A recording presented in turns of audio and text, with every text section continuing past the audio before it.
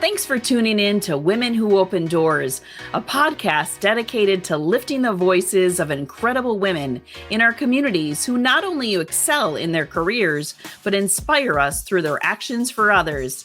Hi, I'm Julie Collins, owner and coach of Not Magic, and it's my honor to help share the stories of these remarkable women. So without further ado, welcome to Women Who Open Doors. Well, welcome to Women Who Open Doors. Today, I'm extremely excited to have a new person to our podcast, Kathleen O'Leary. And hello, Kathleen. How are you today? I am wonderful. Thank you. Thank you for having me here. I love this. Yeah, so we're really excited. Myself and the team are super excited to have Kathleen with us. And let me share a little bit about Kathleen first. Obviously, many people know who you are, but I will do this just as a reminder. Kathleen O'Leary served as the Chief Executive Officer and Executive Director of the Wisconsin State Fair Park, as the first female CEO from October 2016 until her retirement in fall of 2021.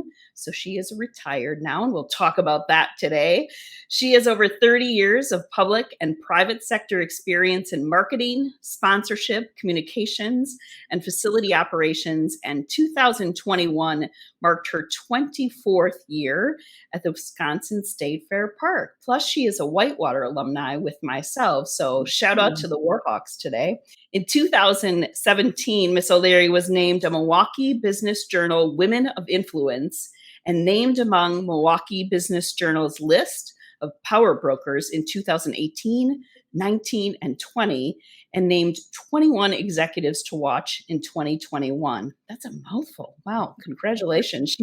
She serves on the Visit Milwaukee Board of Directors and is a Temple, Milwaukee, and Professional Dimensions member. She is a past International Association of Fairs and Expositions Board member and Zone 4 Director.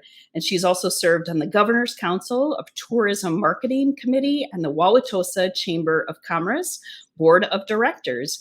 So again, thank you so much for joining us. I'm super excited to have this conversation with you. Thank you. I'm very happy to be here. Awesome. Well, that bio was a mouthful. So that's awesome. So inspired by your career and your path. And you've been known to describe the sum of your career and life as colorful, which is just as colorful as your bio is. So tell us a little bit, paint the picture of how you got where you are and were today. Give us a little bit of synopsis on that. And I think I'm destined to, be in the event industry. I was in the event industry while I was in college in the beer business, Anheuser-Busch actually. And from there, once I graduated, the person that was at Anheuser-Busch knew me, and G. Helm Brewing Company was changing over. They were being bought out by an Australian brewer that was looking for all of the best executives from all the different beer sectors. So this woman that I worked with at Anheuser-Busch said, "You've got to find O'Leary. You have to find Kathleen O'Leary." So lo and behold, I was found all at the whopping age of 24. And that was really the beginning of it. And that was when I was in Chicago. So at a very young age, I played a big role, but I think a lot of it was, I was also the minority in the beer business at that time. A, female. B, young. Those two things were, something that was kind of unheard of in the beer business at that time, especially at a relatively mid-management executive level. So I did that, all of the events and Taste of Chicago. Was able to work actually with Summerfest when Old Style was at Summerfest. I handled Minnesota, Wisconsin, and then Chicago with both of Comiskey Field at that time and Wrigley Field. So lots of fun there, but wanted to get up to Wisconsin. My fiance at the time, my husband after that, lived in, his daughter was here in Milwaukee. Family was in Milwaukee. Obviously, as you had said, I'm an alumni of Whitewater. So we wanted to get back and kind of start a family in the Milwaukee area. And lo and behold, one of the gentlemen that I worked with at the Rosemont Horizon, which is now the Allstate Arena, by the name of Rick Bjorkland, worked with him. We had a great working relationship. He had moved to Wembley. He moved his family to Wembley. in England. I thought I would never see him. Once I said goodbye at his goodbye party, right? I wondered if our paths would ever cross. Lo and behold, a decade later, he finds out that I'm looking to come up to Milwaukee, and he got a hold of me. And at that time, he had come back from Wembley, obviously, and was the director of the Wisconsin State Fair. So my big mantra of what I say is, never burn a bridge, right? That's just important personally and professionally. I believe it to the core of who I am. And here, is this phone that rings, and it's like, O'Leary, I hear you're looking for a job in Milwaukee. I want to talk to you. And I was actually at that time about to sign on the dotted line of an ad agency. He's like, at least just come and talk to me. The long and short is that 24 years later, I started in sponsorship. He's like, you just wouldn't believe how wonderful this entity is. And we don't have a lot of sponsors, a mere 150,000 about that time.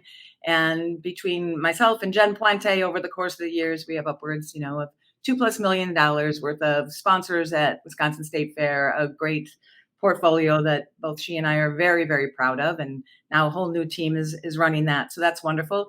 Worked my way up, marketing and communications, everything, operations for a short window of time before I stepped in as interim CEO, 78 days before the 2016 Wisconsin State Fair.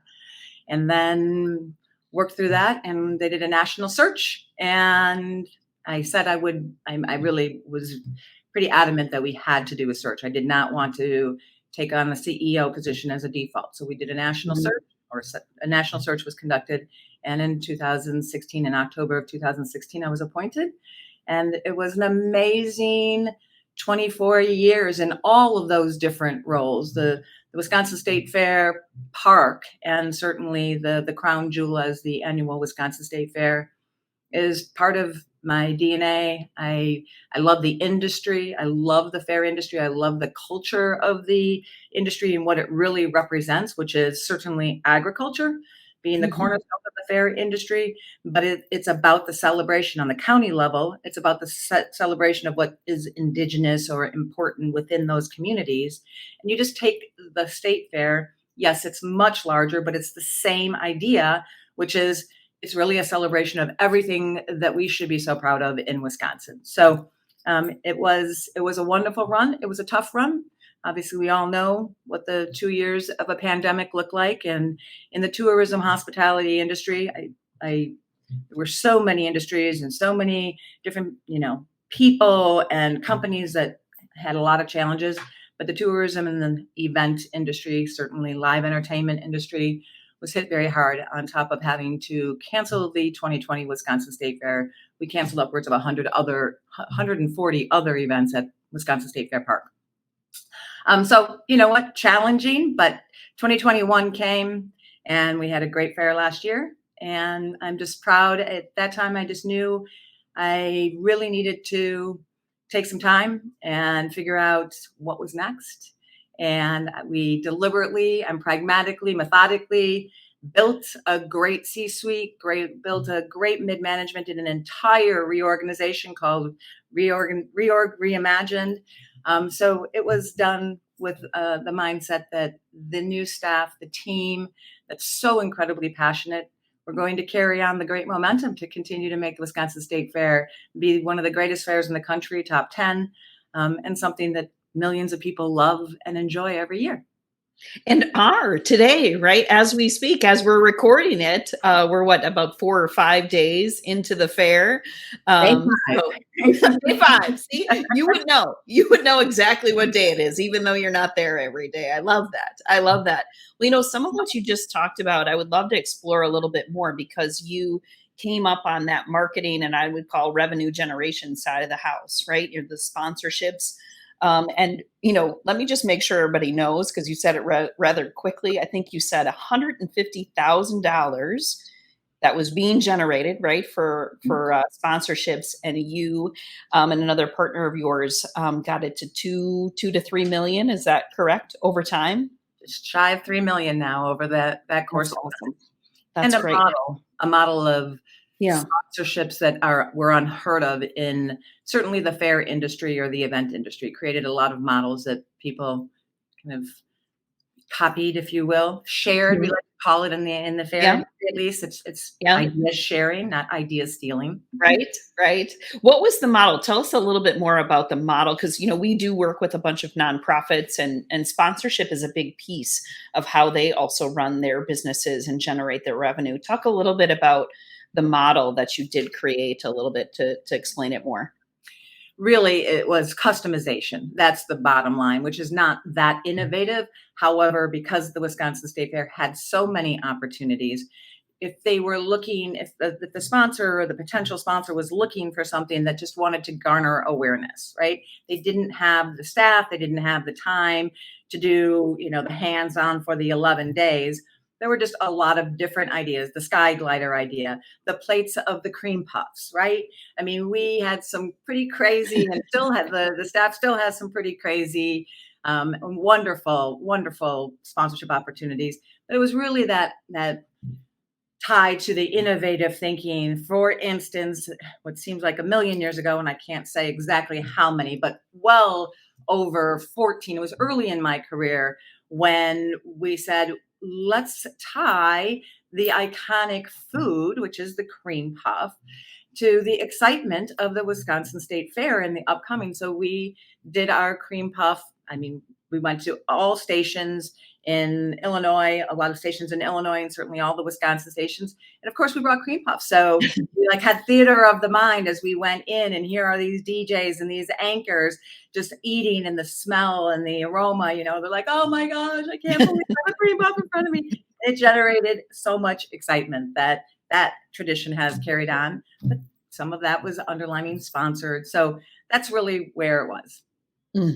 That's super cool. The other thing you talked about is really the organizational structure. So matching an increase, obviously, in revenue, but also how do we really transform an organization because of the talent we have and all of that. So tell me about what you did on developing a culture within the state fair, along with that reorg that you discussed.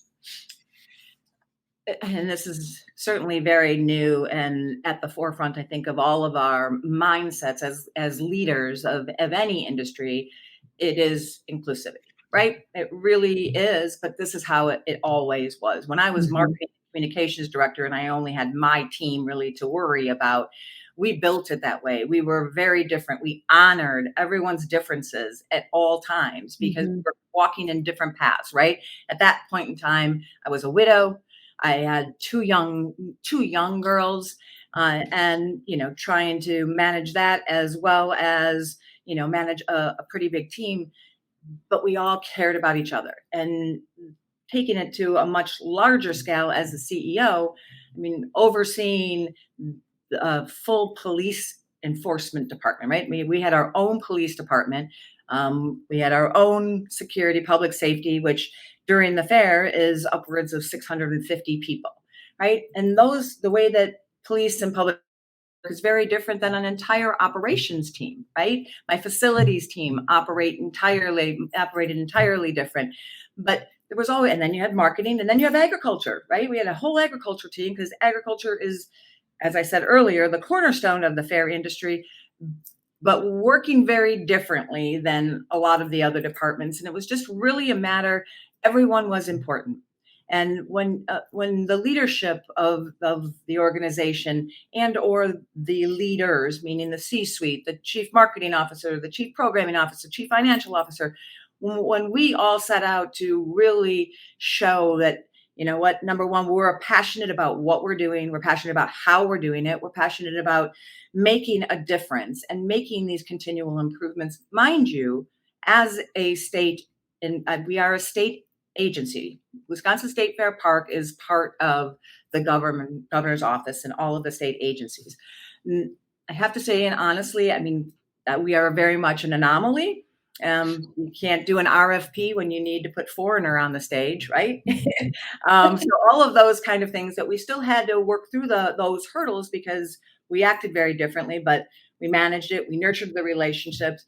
And that is honestly what I believe was what and why we have as great of a state fair as we do, because we all worked together. And in those very dark, agonizing days of knowing we were going to cancel, the example that I will give to you on this is trying to, and on March 16th, we sent everyone home.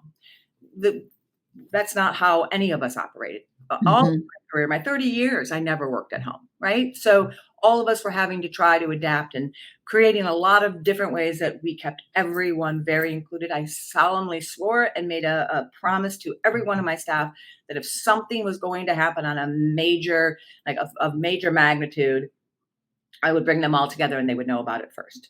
I did that when we knew we were going to cancel the fair, right? It was there. We were leaning into it. Everybody pretty much knew it, but it wasn't official. So before we went official, I brought the entire staff on these lovely little frames and let them know that it was going to be official in the following days.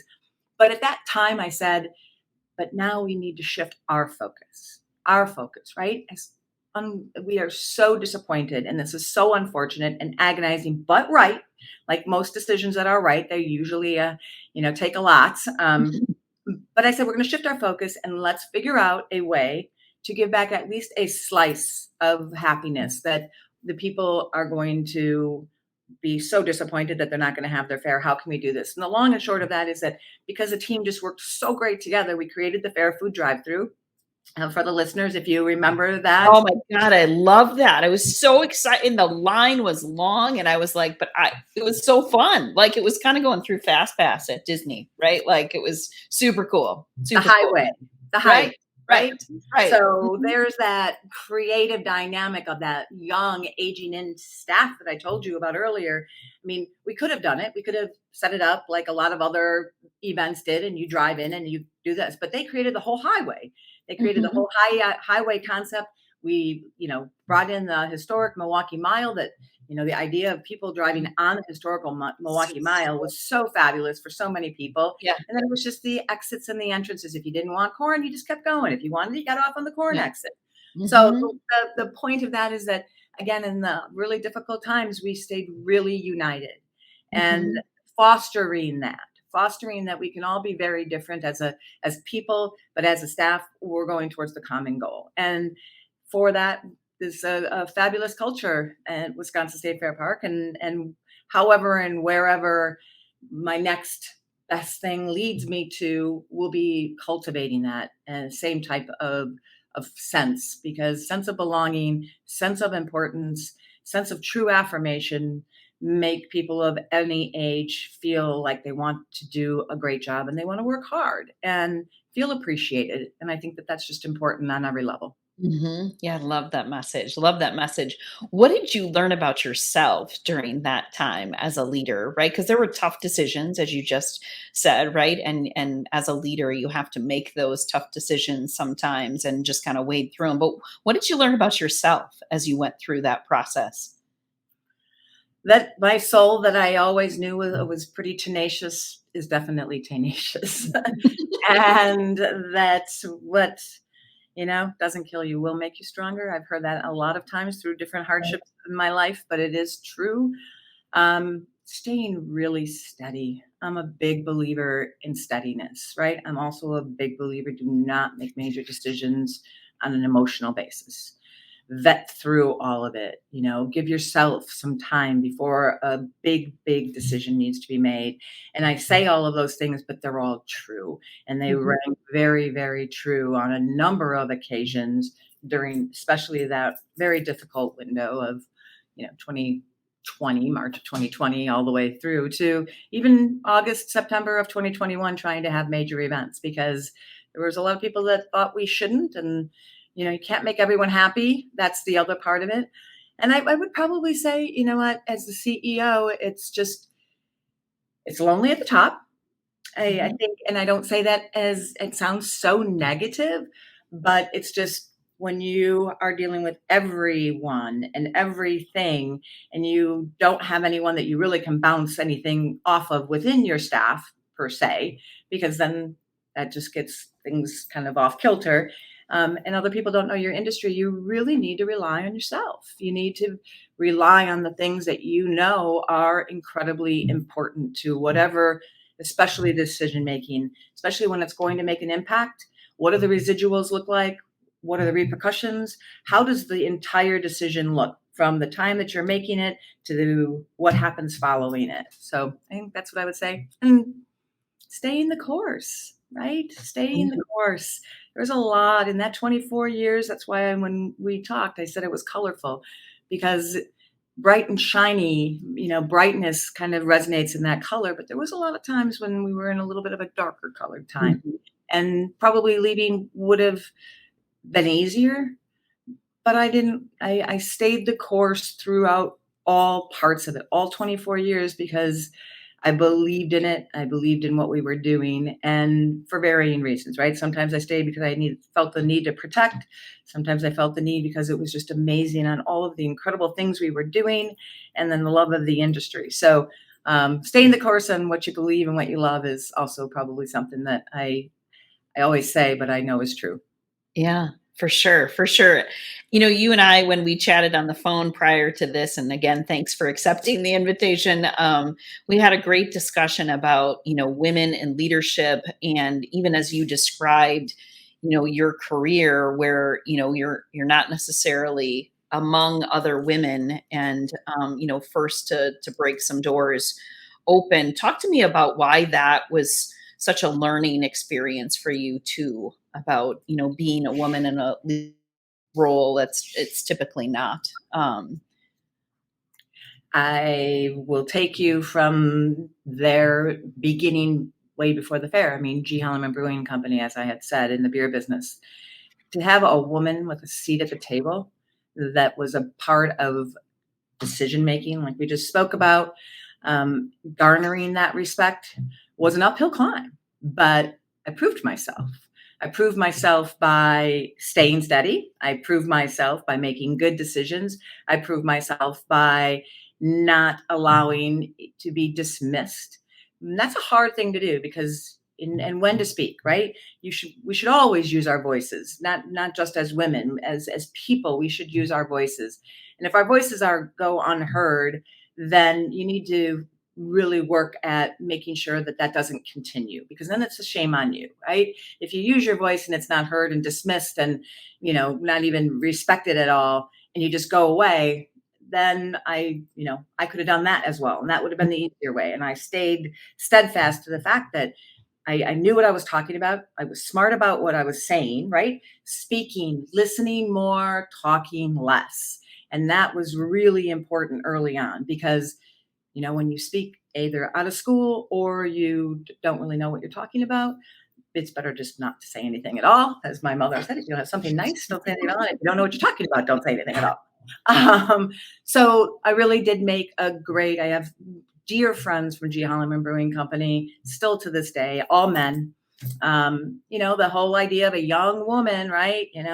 Kathleen O'Leary, there's a story that goes along with that. My name was Kitty. I grew up Kitty O'Leary all my life.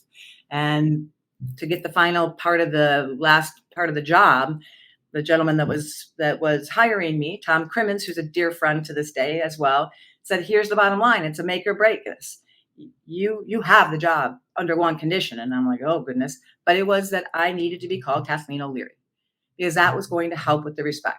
Here I am, 5'9" and young and all of that. And to sit at the table as Kitty O'Leary, he was very concerned that was going to also be a problem. And it would have been. And as I cringe some kind in a way of saying it, Yeah, sure. but he was smart, and he was right. And I thought it was like, sure, that'll be easy. It's not. There's a Kitty world and there's a Kathleen world. And it's very funny, because it's after up through college and then professionally, and Kitties can't go over to Kathleen's and Kathleen's can't go over to Kitties. It's hysterical. But to the point of the man's world, same thing when I moved out of the beer business into the fair industry. You could count the women that were in an executive level at this big conference, the International Association of Fairs and Expositions. That was the board that I also sat on. But back in 1998, 1999, there just wasn't women. I'm so proud to say now that there are a number of women in not only high level executive positions, but CEOs of big fairs such as the Wisconsin State Fair. And that is complete turnaround from where it was 20 years ago. and they're making great decisions and they're doing fabulous things, and the fair industry is thriving. And I do say that a lot of it is not only because there's a lot of women in those top roles, but there's a lot of young people in those top roles that really are passionate and smart.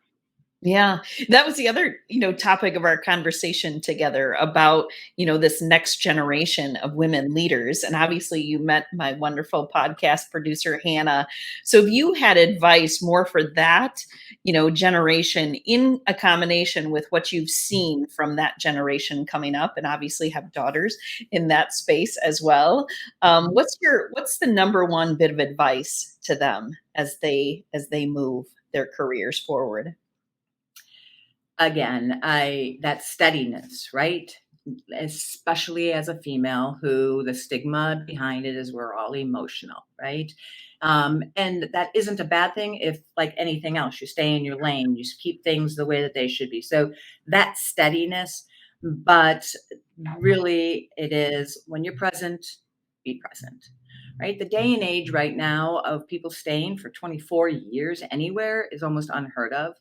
And the idea of going from one job to another at one point in time, especially in my career, was like, ooh, that doesn't look good. That is kind of now really what the norm is. You stay for a while, you make a difference, and then you leave.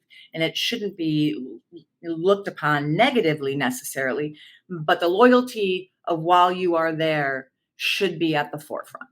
That would be my recommendation.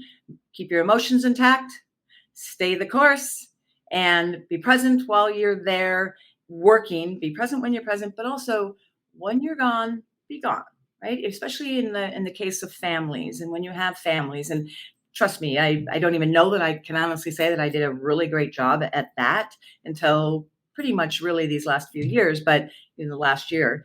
But it's important to be present, or when you're gone, be gone. Right? Don't be checking, don't be doing things if you can avoid that. So trying to keep things defined. And now, especially with people working at home, that separation of work and home gets a little tricky. So that would be the three biggest pieces of advice. Mm-hmm. That's awesome. That's awesome. And one more, sorry. Yeah, go, no, it's okay. Find a mentor. Lean in. No one should need to do it alone. I mean, even as I said about being the CEO, and I just found like-minded people. And actually, quite frankly, I say that, but I found that being with people that really weren't, but could also provide so much great advice. But mentoring, be a part of associations, be a part of, if you really want to move your career forward and you have a board governance, of any sort, understanding board governance is really important. And not just because of governmental, because the state, in private sectors, everyone has boards. Understanding those dynamics is really, really important. And I did not take that seriously until, a few years in. And then it was like, this is important. This board is important, and I need to understand the dynamics of it. Mm-hmm. Yeah, great advice. Great advice. So flip me to where you are in your career today. And first, just tell us a little bit about, for you personally, what were some of maybe the criteria, or what were, what contributed to what the timing was right for you to say, okay, now it's my next chapter, call it whatever you want, the retire, the move forward. What was inside of you at that point that helped you make that decision? There were a lot of factors, and the very positive, and the way more positive factors than negative. I mean, I loved what I did, and I still love the industry, as I think you can tell by the passion when I speak about it.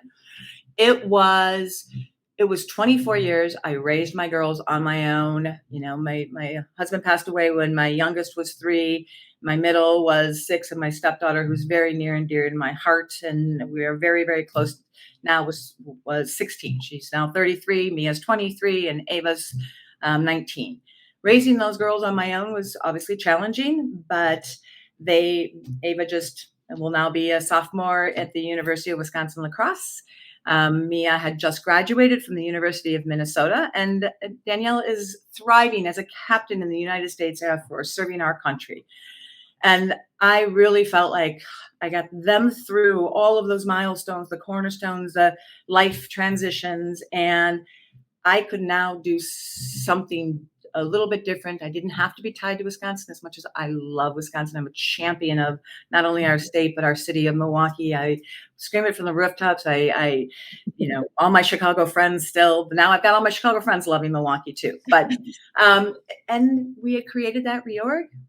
My staff was aging in, as I have said now a couple different times. They were ready.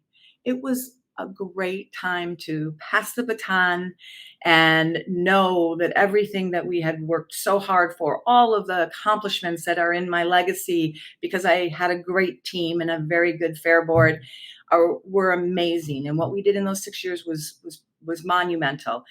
And it was time.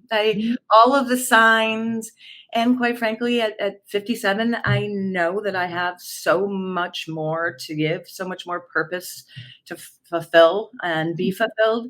But being a state employee for 24 years allowed me the opportunity I didn't leave for any awful reason. So I needed to, get another job. Nothing. As much as, the media wanted controversy, I successfully was not able to give them what they wanted because there was no controversy.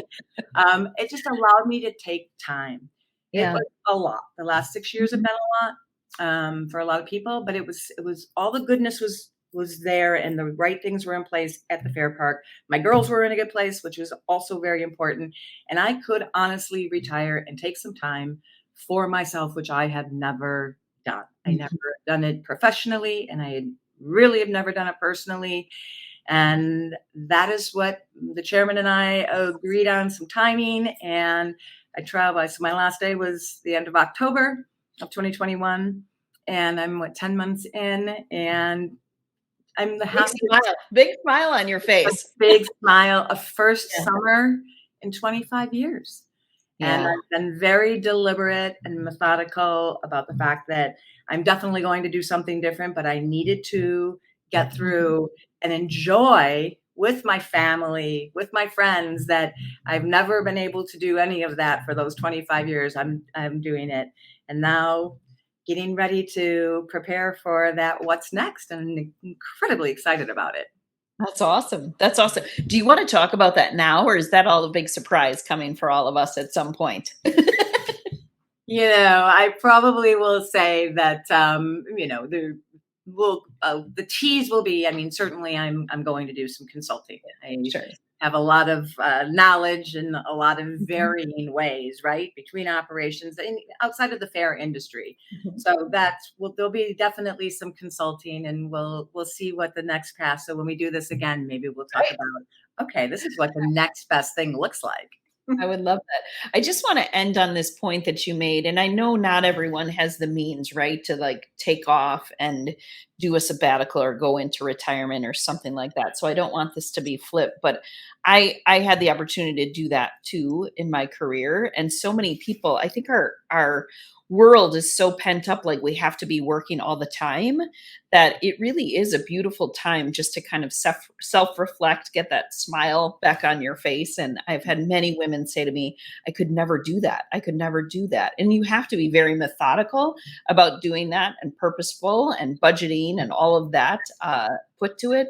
But it is, you never get that space like you had in college, right? You never get that space if you don't force yourself. So I think it's beautiful that that's part of the lesson that you're giving to us as well, about, if you have the opportunity, if you can do that, take the time, take the space, just for your own mental well-being as well, to put yourself in a good spot. I would highly recommend it. And part of what I want to do is be a steward for both women and men that are really contemplating that, because there's a lot to it. There's a lot to it. And again, you don't know what you don't know. And I did lean in a little bit for people and friends that had retired, but not enough. So that would be, certainly a piece of advice right away, is just plan it out, quite a while before. Don't goes back to those decisions about, with emotion. Don't retire with emotion. Retire with a plan, financial plan, and a personal plan, because my body operated on a scale of 1 to 10. I was on a 22, 24/7 for all intents and purposes. How I'm wired, but pulling that back, my body actually retaliated a little bit because it didn't know what to do and how to manage a little bit more calmness, a little Mhm. bit more, just not having to be running and going in 12 different directions. So that part of it has been nice. And I'm very fortunate to be able to have done it the way that I'm doing it. And anyone that has that opportunity, I'd highly suggest to take it. And if you also just need to take some time, give yourself that, like you said, give yourself that Mhm. space because the clarity is amazing. Mhm. For sure. For sure. Well, the time went super fast. So we're all out of time, but I would love to have you back as you go through the next phase of your journey. Just all of your wonderful advice and vulnerability of where you were at and how you've come through personal and professional challenges. I'm just really honored that you chose to do this with us, and it's been really fun with us. So thank you. It's been very fun, and thank you. I'm honored and humbled to have been invited. So thank you very much. All right, so stay tuned for part 2 with Kathleen at some point. All right, have a great day, Kathleen. Thank you. Thanks for listening. We hope you enjoyed this episode as much as we have. Are there inspirational women leaders in your life? Recommend them for this podcast by emailing me at jcollins@knot-magic.com and telling me why they're the perfect person to be featured. And please leave us a review on Spotify, iTunes, or wherever you find your favorite podcasts to help us share these amazing women with others.